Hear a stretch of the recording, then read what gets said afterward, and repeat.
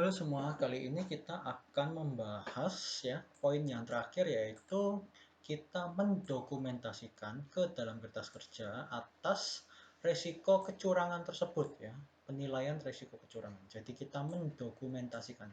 Oke, mari kita lihat apa saja yang harus diperhatikan ya, yang menjadi pertimbangan untuk kita dokumentasikan ya, terutama untuk salah saji atas kecurangan. Jadi pertama adalah masalah diskusi tim audit. Jadi keputusan-keputusan yang signifikan yang dibuat pada saat melakukan diskusi antar engagement team dalam planning audit itu harus didokumentasikan ya. Jadi kita buat kertas kerja khusus untuk menceritakan apa saja poin-poin diskusi yang penting ini. Itu dibuat kertas kerjanya. Ya, dibilang jadi tanggal segini, waktu segini di sini ya, poin-poinnya apa, seperti membuat notulensi gitu. Lalu berikutnya masalah prosedur yang kita lakukan untuk mendapatkan informasi yang penting itu juga didokumentasikan. Ya, jadi prosedur-prosedur apa yang kita lakukan untuk mengidentifikasi dan menilai resiko itu semua ya, terutama resiko salah saji atas fraud itu semua kita dokumentasikan ya. Ya, jadi kita kasih notes khusus, ada dokumentasi khusus untuk penilaian salah saji kecurangan ya, seperti itu. Lalu yang berikutnya kita melihat dari pada respon untuk ini, level dari laporan keuangan dan juga level dari asersi yang tadi ya, respon overall sama tingkat asersi. Jadi untuk ya penilaian resiko khusus di bagian financial statement level sama assertion level itu harus didokumentasikan ya. Ya, karena ini adalah respon daripada auditor untuk ya menjaga supaya tidak ada resiko kecurangan di level financial statement dan tidak ada kecurangan di level asersinya. Nah, seperti itu. Oke.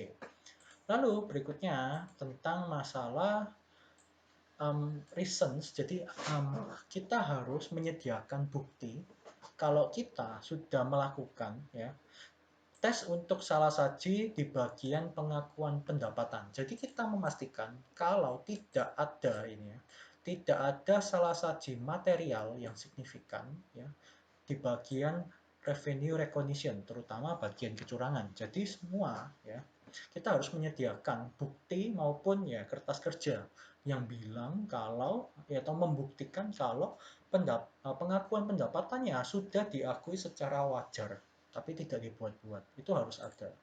Itu didokumentasi di bagian kertas kerja pendapatan sendiri. Lalu berikutnya ini masalah override, manajemen override of controls. Jadi mereka yang tidak mematuhi SOP tapi tiba-tiba langsung melanggar atau melampaui tahap-tahap yang ada. Ini kita harus memperlihatkan hasil dari penilaian ini, manajemen override ini. Jadi hasil dari prosedur penilaian kontrolnya atas manajemen override ini bagaimana? Apakah mempunyai resiko? Ya, atau tidak masalah ya, atau alasannya mereka override itu kenapa mereka tidak mau mematuhi SOP yang ada tapi langsung memakai jalan pintas misalnya. Itu harus ada catatannya, didokumentasikan bersama bukti contoh dari manajemen override tersebut.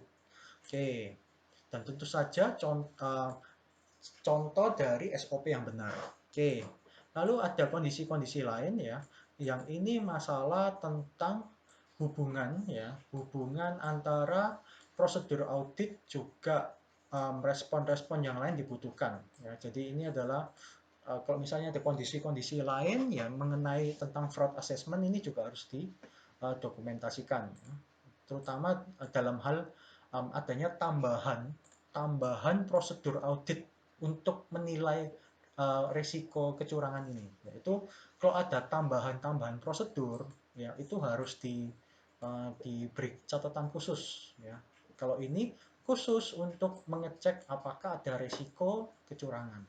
Ya, selain itu ada masalah komunikasi. Ya. Jadi komunikasi terhadap manajemen, audit komite, dan others. Ini masalah inquiry ya, inquiry management. Semua inquiry management yang berhubungan dengan ini harus didokumentasikan. Jadi dibuat semacam alur cerita ya, didokumentasikan di biasanya Microsoft Word, terus diceritakan kalian menuliskan pertanyaannya apa, jawabannya mereka apa. Biasanya sih proses inquiry ini kita memakai itu apa? Recorder, sound recorder. Biasanya sih sekarang pakai HP ya. Ya, seperti itu. Jadi dokumentasikan lalu dituliskan di kertas lalu di print, lalu diarsip. Seperti itu. Jadi dokumentasi di sini dibuat kertas kerjanya semua, lalu semua kertas kerja itu di print dan disimpan dalam arsip. Oke, sekian poin terakhir daripada chapter 10, semoga kalian bisa memahami.